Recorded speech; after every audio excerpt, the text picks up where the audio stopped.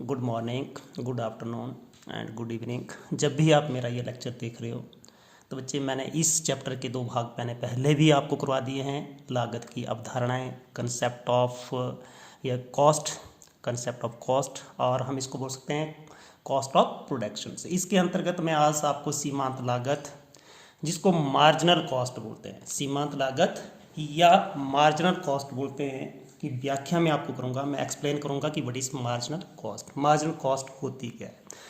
सबसे पहले आपने फील करके इसको करना, फील करके समझने की कोशिश करनी है कि किसी भी वस्तु की अतिरिक्त इकाई का उत्पादन करने के लिए कुल लागत में जो अंतर आता है। आप क्या कर रहे हैं, किसी भी वस्तु की एक अतिरिक्त इकाई का उत्पादन कर रहे हैं। जैसे मान लीजिए आपने पहले 9 इकाइयों का उत्पादन कर लिया है, अब आप 10वीं इकाई का उत्पादन कर रहे हैं, तो उससे जो लागत के अंदर अंतर आता है उसको सीमांत लागत कहते हैं।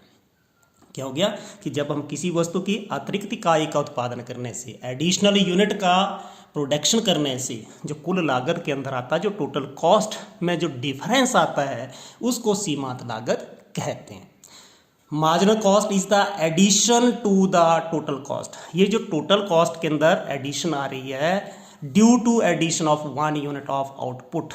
आउटपुट की एक एडिशन में, आउटपुट की एक यूनिट के अंदर एडिशन करने से जो आपकी टोटल कॉस्ट के अंदर एडिशन होती है, that is called marginal cost. Marginal cost is the addition to the total cost due to the addition of 1 unit of output. जब आप क्या कर रहे हैं, किसी वस्तु की एक अतिरिक्त इकाई का उत्पादन कर रहे हैं, एक एडिशनल यूनिट की प्रोडक्शन कर रहे हैं, उससे जो आपके टोटल कॉस्ट के अंदर जो चेंज आती है उसको हम क्या बोलते हैं, सीमांत लागत कहते हैं। थोड़ा सा इसके बारे में मैं एग्जांपल बताऊंगा कि कैसे आपने इसको समझना है। कि एग्जांपल की सहायता से, जैसे हम क्या कर रहे हैं, 5 वस्तुओं का उत्पादन कर रहे हैं। कितनी वस्तुओं का उत्पादन कर रहे हैं, 5 वस्तुओं का उत्पादन कर रहे हैं, और उसकी जो टोटल कॉस्ट है ये हमारी क्यों आ गई, और ये जो टोटल कॉस्ट आ रही है वो है आपकी 135, मान लीजिए ₹135। लेकिन जब हम क्या करते हैं, 6ठी इकाई का उत्पादन करते हैं और उसकी जो कॉस्ट ऑफ प्रोडक्शन हो जाती है 180 हो जाती है। कितनी होगी, अब आपने एक एडिशनल यूनिट की प्रोडक्शन कर ली। एक एडिशनल यूनिट की प्रोडक्शन करने से, एक अतिरिक्त इकाई का उत्पादन करने से जो टोटल कॉस्ट में, टोटल कॉस्ट के अंदर जो चेंज आ रही है वो कितनी आ रही है, 180 माइनस 135 इज इक्वल टू 45 ₹45। तो इसका मतलब क्या हो गया कि 6ठी इकाई की सीमांत उत्पादकता 45 रुपये होगी। Marginal cost of 6 unit that is 45 rupees. ठीक है, अब इसका हमने फॉर्मूला डेवलप करना है। कैसे डेवलप करना है, समझ आ गई कैसे है। कि जब हम क्या करते हैं, किसी वस्तु की अतिरिक्त इकाई का उत्पादन करते हैं, एक एडिशनल यूनिट की प्रोडक्शन करते हैं, उससे जो टोटल कॉस्ट के अंदर जो चेंज आती है, जो अंतर आता है, उसको हम मार्जिनल आउटपुट बोलते हैं। Marginal output is the addition to the total cost. ये क्या हो रही है, टोटल कॉस्ट के अंदर एडिशन हो रही है due to the addition of 1 unit of output. Output means उत्पादन, प्रोडक्शन। प्रोडक्शन की आउटपुट के अंदर एक यूनिट के अंदर जब भी आप चेंज करते हैं, एक एडिशनल यूनिट की प्रोडक्शन करते हैं, उससे जो टोटल कॉस्ट के अंदर जो चेंज आती है, या जो चेंज आती है, जो अंतर आता है, जो डिफरेंस आता है, उसको हम मार्जिनल कॉस्ट बोलते हैं। ठीक है, जैसे मैंने आपको बता दिया, एग्जांपल दिया कि 5 इकाइयों का उत्पादन करने से 135 आपकी टोटल कॉस्ट आ रही है, 6ठी इकाई का उत्पादन करने से 180 हो जाती है। तो यहाँ पे मार्जिनल कॉस्ट किसका है, ये 6ठी इकाई का। 6ठी इकाई की उत्पादन लागत कितनी आ रही है, what is the marginal cost of 6th unit, that is 45। यानी कि मतलब 6ठी इकाई का उत्पादन करने से, या 6ठी इकाई की जो उत्पादन लागत है वो हमारी कितनी हो गई, 45 रुपये। ठीक है, अब हमने इसके लिए एक फॉर्मूला डेवलप करना है। देखिए, मार्जिनल कॉस्ट को या सीमांत लागत को MC से लिखते हैं, is equal to TCN minus TCN minus 1। अब देखिए, यदि n हमारा 6 है, ठीक है, क्योंकि हम 6 इकाइयों का उत्पादन कर रहे हैं, तो ये क्या हो जाएगा, जैसे TC6 माइनस TC कौन सी हो जाएगा, ये TC कौन सा हो जाएगा, 6 में से 1 चला गया 5।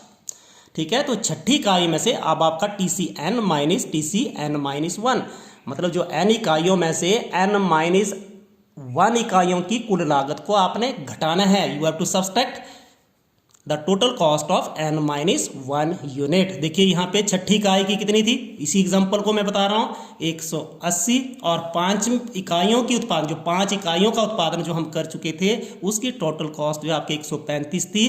तो ये आंसर हो गया ₹45। ठीक है, अब इसका एक और फॉर्मूला है, उसको भी मैं बताने जा रहा हूँ। दूसरा फॉर्मूला कौन सा है, MC is equal to delta TC बटा डेल्टा Q। डेल्टा TC, अब यहाँ पे देखिए डेल्टा TC की टोटल कॉस्ट के अंदर कितना डिफरेंस आ रहा है। टोटल कॉस्ट के अंदर डिफरेंस कितना आ रहा है, 180 माइनस 135।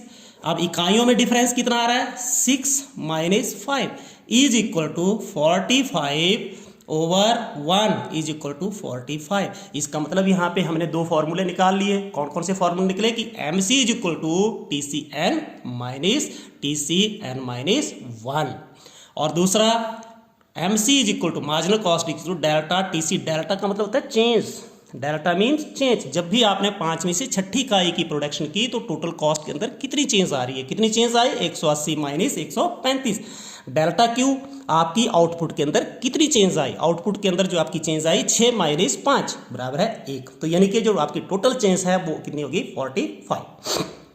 यहाँ पे भी आपने ये फॉर्मूला मैंने फिर भी बताया आपको, n आपके 6 हैं तो 6 माइनस 1 5 हो जाएगा, n 10 हैं तो ये 9 हो जाएगा, यदि ये 8 हैं तो ये 7 हो जाएगा, यदि ये 6 हैं तो ये 5, 4 है तो ये 3। तो आप अलग अलग इकाइयों की मार्जिनल कॉस्ट निकाल सकते हैं। अब हम टेबल की सहायता से बहुत सारी प्रैक्टिस करेंगे कि मार्जिनल कॉस्ट को हमने कैसे निकालना है। ठीक है, अब जैसे Q उत्पादन, this is called output. Output कैसे है, 0 1 2 3 4 5 6 7 एंड 8। हम आउटपुट ले रहे हैं 8 इकाइयों का, 8 तक हम जो है वो आउटपुट ले रहे हैं। फिक्स्ड कॉस्ट आपने देखी थी कि फिक्स्ड कॉस्ट हमारी कितनी होती थी, हमने पहले बोला कि बंधी लागत या फिक्स्ड कॉस्ट वह कॉस्ट होती है जो प्रोडक्शन के अंदर चेंज होने से चेंज नहीं होती है। प्रोडक्शन 0 है, अधिकतम मैक्सिमम है, फिक्स्ड कॉस्ट मीन्स कांस्टेंट, ये कांस्टेंट है। अब वेरिएबल कॉस्ट भी हमने उसने किया था कि जब भी कोई भी उत्पादन नहीं होता तो 0, फिर इधर 10 8 18, फिर ये 24 28 32 38 46 और ये 62। अब टोटल कॉस्ट मैंने बोला है, टोटल कॉस्ट होती है किसके, वेरिएबल कॉस्ट। आपने देखा कि 0 से शुरू क्यों होती है, कि जब उत्पादन 0 तो 0, जैसे जैसे उत्पादन बढ़ता है as the scale of production increases this variable cost increase करती है। टोटल कॉस्ट इन दोनों को जोड़ दीजिए, क्योंकि total cost that is the sum of fixed cost and variable cost, मतलब जो कुल लागत, बंधी लागत और परिवर्तनशील लागत का जोड़ है। ये 10, ये 20, 28 34 38 42 48 56 और ये हो गया 72। ये तो निकल गई आपकी टोटल कॉस्ट। अब हमने मार्जिनल कॉस्ट निकालनी, वैसे ही यहाँ पे इसकी तो मार्जिनल कॉस्ट कुछ नहीं होगी। अब कैसे निकालेंगे, ये देखो, ये एक इकाई का उत्पादन कर रहे हैं, पीछे 0, तो इसमें से इसको घटा दीजिए, 20 माइनस 10 10। ये टोटल कॉस्ट है एक इकाई की, और ये किसी भी इकाई की नहीं है। जब भी आपकी प्रोडक्शन 0 तब भी ये कॉस्ट आ रही है, तो 10 हो गया। आप देखिए उसी ढंग से 28 माइनस 20 कितने हो जाएंगे, 8। कैसे, क्योंकि ये 2 इकाइयों की कुल लागत है, ये 1 इकाई की कुल लागत है, तो दूसरी इकाई की सीमांत लागत, marginal cost of second unit, second unit की टोटल कॉस्ट में से आपने फर्स्ट यूनिट की टोटल कॉस्ट को घटाना है। You have to subtract. ठीक है, 28 में से 20 चले गए 8, 34 में से 8 गए 6, बिल्कुल समझ आ गई। 38 में से 34 गए 4, 42 4, 48 6, 56 में से ये 8, 72 में से ये हो गए आपके 16। ठीक है, समझ आई। देखिए जैसे हम लास्ट वाला देखते हैं 8 इकाइयों की, देखिए यहाँ पे जब हम मार्जिनल कॉस्ट निकाल रहे हैं, यहाँ पे देखिए तो TC हम 8 ले रहे हैं और माइनस TC 7, तो 8 इकाई की कितनी है 72, और 7 इकाइयों की कितनी है 56। 72 में से 56 चले गए 16। तो मार्जिनल कॉस्ट किसी भी यूनिट की निकालनी है, उसके अंदर जिस इकाई की या जिस यूनिट की आपने मार्जिनल कॉस्ट निकालनी है, उसमें से जो पिछले वाली इकाइयों की जो टोटल कॉस्ट को आपने घटा देना है। You have to subtract. ठीक है, जैसे 8 में से 7, तो यहाँ पे मैंने आपको बता दिया कि ये कितना आ रहा है, कितना आ रहा है 16। ठीक है, समझ आई। तो इसको मार्जिनल कॉस्ट को कैसे निकालते हैं, और यहाँ पे देखिए जब हम ग्राफ बना रहे हैं, यहाँ पे जब इसका ग्राफ बनाएंगे, यहाँ से बिल्कुल समझ आ रही है। देखो 10 8 6 4, यहाँ पे सिथर हो जाता है। यहाँ तक मार्जिनल कॉस्ट डिक्रीज कर रही है, your marginal cost that is decreasing up to 5 unit, 5 unit तक ये डिक्रीज कर रही है और उसके बाद ये इंक्रीज होना शुरू हो जाती है। इसका ग्राफ मैं आपको बताऊंगा कैसे बनाना है। पहले देखिए मार्जिनल कॉस्ट डिक्रीज हो रही है, जैसे जैसे आपका उत्पादन बढ़ रहा है, as the scale of production increasing your marginal cost that is decreasing up to 5 unit and after 5 unit it start increasing, ये बढ़ना शुरू हो रही है। तो इसका कर्व कैसे बनेगा, पहले घटी फिर बढ़ी, पहले घटी फिर बढ़ी, ये कैसा आएगा, यू के आकार का आएगा। और इसको मैं बताने जा रहा हूं कि कैसे आपने इसका कर्व बनाना है। ठीक है, जैसे क्यू, ये उत्पादन को हम किस एक्सिस के ऊपर ले रहे हैं, वी आर टेकिंग किसको, जो उत्पादन है output that is along x axis, और जो उत्पादन है हमेशा किसके अंदर लिया जाता है, यूनिट्स के अंदर, और cost that is taken in rupees. मैंने अभी भी आपको बताया था, क्या बताया था, कि जैसे जैसे आपका ये उत्पादन बढ़ रहा है, ये सीमांत उत्पादन घट रहा है 5 इकाइयों तक, उसके बाद ये बढ़ना शुरू हो जाता है। बाकी आपने कुछ नहीं करना है, आपने इसको यू के आकार का बना देना है। ये बन गया मार्जिनल कॉस्ट कर्व। कैसे, क्योंकि मैंने अभी भी बताया कि मार्जिनल कॉस्ट जैसे जैसे उत्पादन इधर बढ़ रहा है along x axis, your output that is increasing, जैसे जैसे उत्पादन बढ़ रहा है आपकी जो इसको बोल सकते हैं कॉस्ट, या इसको बोल सकते हैं मार्जिनल कॉस्ट, यहाँ पे आपने एमसी लेना है, क्योंकि कॉस्ट में से आप एमसी ले रहे हैं, एमसी आपकी घट रही है और ये 5 इकाइयों तक घटने के बाद ये बढ़ना शुरू हो जाती है। ठीक है, ये बढ़ना शुरू हो जाती है। इस क्वेश्चन को आपने करना है। अब नेक्स्ट क्वेश्चन जो मैं करवाने जा रहा हूं, this is very interesting question. ये क्वेश्चन क्या है आपका, कि आपकी औसत लागत और सीमांत लागत के अंदर संबंध की व्याख्या करनी है, कि औसत लागत और सीमांत लागत के अंदर क्या संबंध है, दोनों के अंदर क्या क्या संबंध है। ये हमने आपको पहले भी करवाया था कि आपकी औसत लागत कैसे निकालते हैं। औसत लागत जो मैं बताता हूँ आपको, ठीक है। तो औसत लागत और सीमांत लागत के संबंध की आपने व्याख्या करनी है। देखिए औसत लागत, अब हम वस्तु इकाइयों का उत्पादन कर रहे हैं 0 1 2 3 4 5 6 7 8 5, ये 6 7 और 8 टोटल कॉस्ट। ये आपको मैंने अभी भी लिखाई, टोटल कॉस्ट कितनी थी, जैसे ये 10 थी, फिर 20, फिर 28, फिर 34, 34 के बाद 38, 42, 42, 48, 42, 48, 56 और 72। इसके मैं फिर भी आपको बताने की कोशिश करूंगा कि कहाँ पे हमने ये निकाली हुई थी। टोटल कॉस्ट देखिए यहाँ पे भी हमने निकाली थी 10, 20, 28, 34, क्योंकि ये जोड़ है किसका, फिक्स कॉस्ट। ये बार बार हमें दोनों को लिखने की जरूरत नहीं है, फिक्स्ड और वेरिएबल कॉस्ट को बार बार लिखने की जरूरत नहीं, इसलिए मैं टोटल कॉस्ट ही लिख रहा हूँ। 10, 20, 28, 34, 38, 42, 48, 56 और 72। 10, 20, 28, 34, 38, 42, 48 और 56 और 72। एवरेज कॉस्ट कैसे निकालते हैं, मैंने बताया आपको। एवरेज कॉस्ट क्या होती है, एक इकाई की cost. This is the cost of 1 unit. 1 unit की कॉस्ट निकालने के लिए जैसे हम बोलते हैं कि मैं 6 कॉपियाँ खरीद रहा हूँ और 6 कॉपियों का मूल्य 60 रुपये है, तो एक कॉपी का मूल्य कितना है, what is the price of 1 copy, 1 notebook, that is 60/6। मतलब total cost that is divided by total units. जितनी भी इकाइयां हैं तो हम टोटल कॉस्ट को उत्पादनिक इकाइयों से जब भाग करते हैं, when the total cost that is divided by, किससे भाग करते हैं, उत्पादनिक इकाइयों से भाग करते हैं, तो उसको एवरेज कॉस्ट बोलते हैं। एवरेज निकालना है, एवरेज का मतलब एक की, ठीक है। Per unit cost that is called average cost. अब इसको निकाल रहे हैं, देखिए ये तो निकाल नहीं सकते, 10/0, 20/1 कितना आएगा, 20/1 आपका आएगा 20, 28 को 2 से भाग करेंगे 14, 33 है 34/3, 11 3 33, एक ये आपका 11.3, 38 डिवाइडेड बाई 4, 9 चौके 36, 2 38, 5 ये आएगा 42/5, 8.40, 2 42, 4.20, 48, 8 6 48, 56, 7 8 56, फिर उसके बाद 9 72। यहाँ पे देखिए एवरेज कॉस्ट क्या हो रही है बच्चे, एवरेज कॉस्ट यहाँ तक घट रही है और उसके बाद बढ़ना शुरू हो रही है। यहाँ तक एवरेज कॉस्ट 7 इकाइयों तक घट रही है और उसके बाद ये 9 हो जाती है, बढ़ना शुरू हो जाती है, ठीक है। इसका मतलब इसका कर्व भी कैसा हो गया, यू के आकार का हो गया। कैसा हो गया, the curve of average cost that is U shape. अब एमसी निकालेंगे, मैंने एमसी अभी भी निकाल के बताया कि मार्जिनल कॉस्ट इसका तो पहले वाले का निकलेगा नहीं।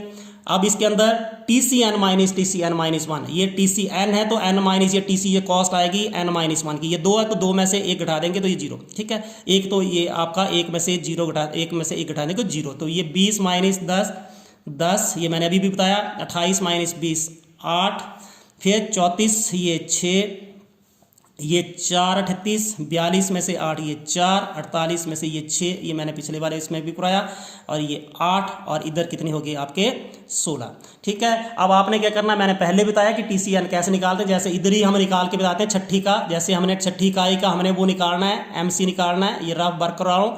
तो TC 6 माइनस TC कितना हो जाएगा, देखिए 6 माइनस 1 5, तो छठी इकाई की टोटल कॉस्ट कितनी है 48, और 5 ये आपका 42, ये आपका 6। तो जो आपकी 6th यूनिट की जो मार्जिनल कॉस्ट है वो कितनी आ गई 6। अब यहाँ पे भी देखिए क्या हो रहा है, आपकी मार्जिनल कॉस्ट घट रही है, मार्जिनल कॉस्ट घट रही है। कहाँ तक घट रही है, सिर्फ यहाँ तक घटी, कितने तक 5 इकाइयों तक, और उसके बाद ये बढ़ना शुरू हो जाती है, ठीक है, ये बढ़ना शुरू हो जाती है। तो अब इसके बीच के हमने संबंध की व्याख्या करनी है कि दोनों के बीच में what is the relationship between, किस किस के बीच का रिलेशनशिप, इन दोनों का औसत लागत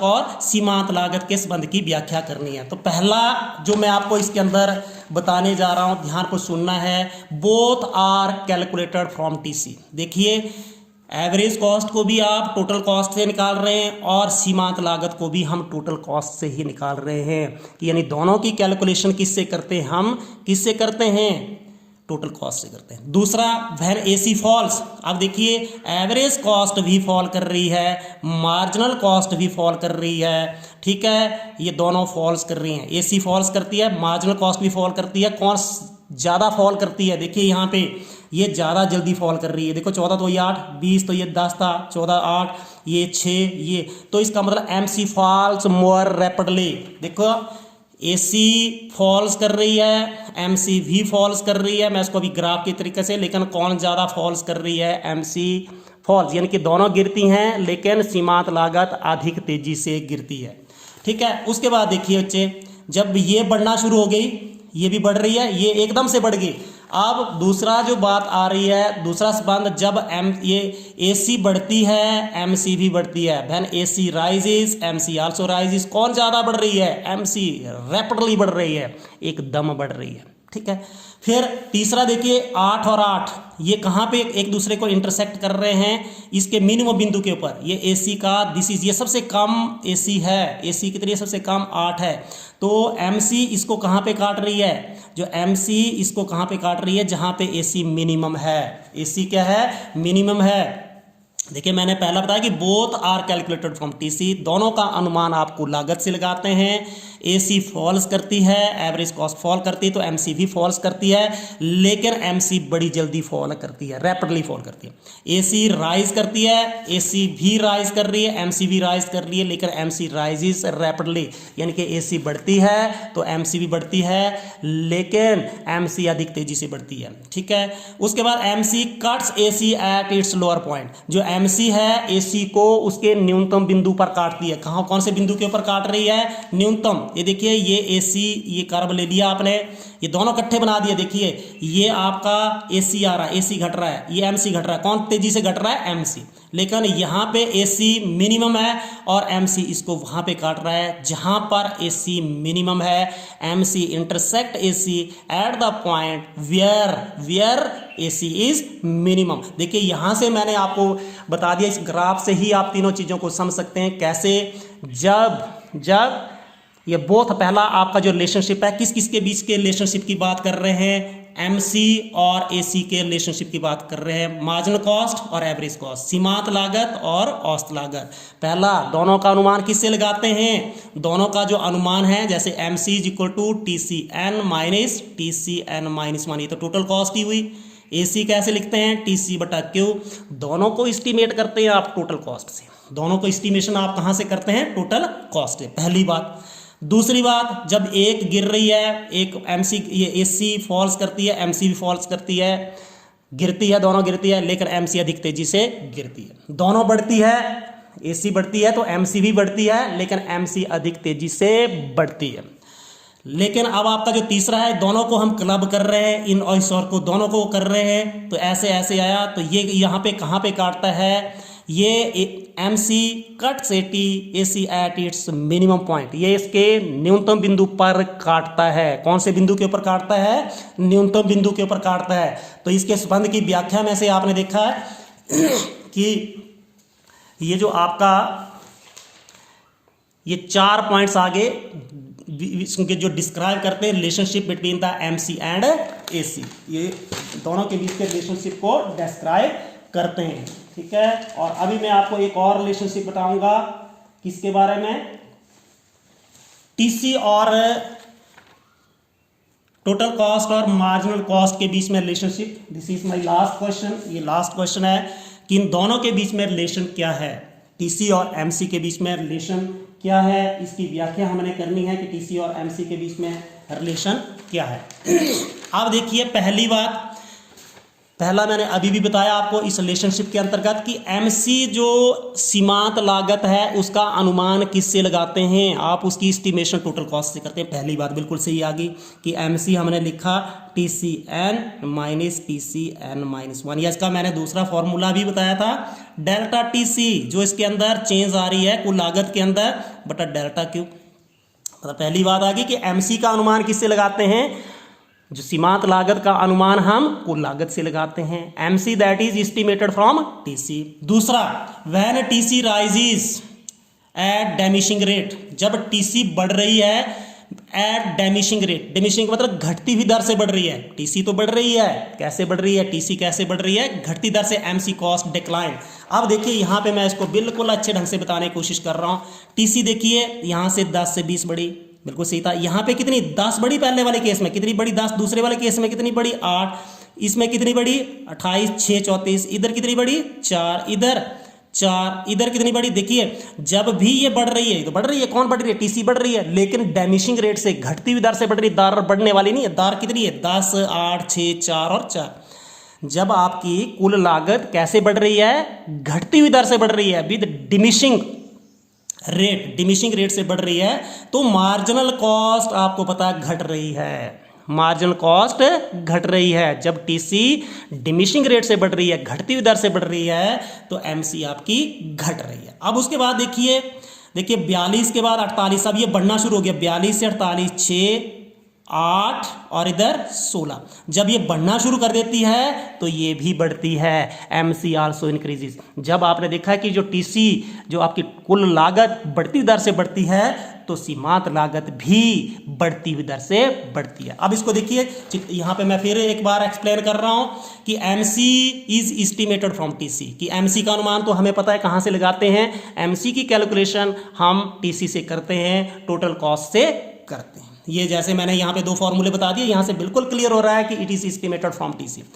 अब दूसरा मैंने बोला कि बहन टीसी राइज कर रहा है एट डिमिनिशिंग रेट, मतलब वो बढ़ तो रहा है, बट रेट ऑफ इंक्रीजिंग, जो बढ़ने की दर है वो कैसी है? घटती हुई दर से बढ़ रहा है, डिमिनिशिंग रेट से बढ़ रहा है, तो एमसी कॉस्ट डिक्लाइन करती है, मतलब सीमांत लागत घटती है।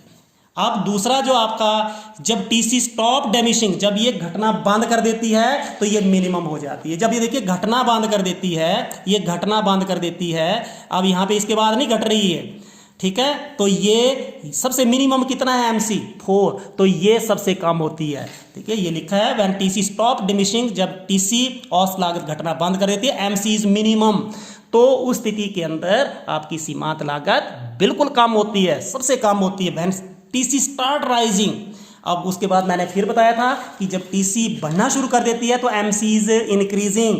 अब देखिए यहाँ से टीसी बढ़ना शुरू कर रही है तो एमसी भी बढ़ना शुरू कर दी रही है, एमसी बढ़ना शुरू कर रही है। This is the relationship between TC and MC. एक बार मैं फिर रिवाइज करा रहा हूँ, MC is estimated from TC, बिल्कुल सही है कि इसका अनुमान यहाँ से लगाते हैं। TC rises at diminishing rate, जब वो घटती दर से बढ़ती है।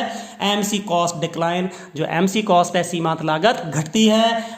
व्हेन टीसी स्टॉप डिमिशिंग, जब टीसी घटना बंद कर देती है, एमसी इज मिनिमम, उस स्थिति के अंदर आपकी सीमांत लागत मिनिमम होती है। व्हेन टीसी स्टार्ट राइजिंग, जब ये बढ़ना शुरू कर देती है, एमसी इज इंक्रीजिंग, एमसी भी बढ़ना शुरू कर देती है।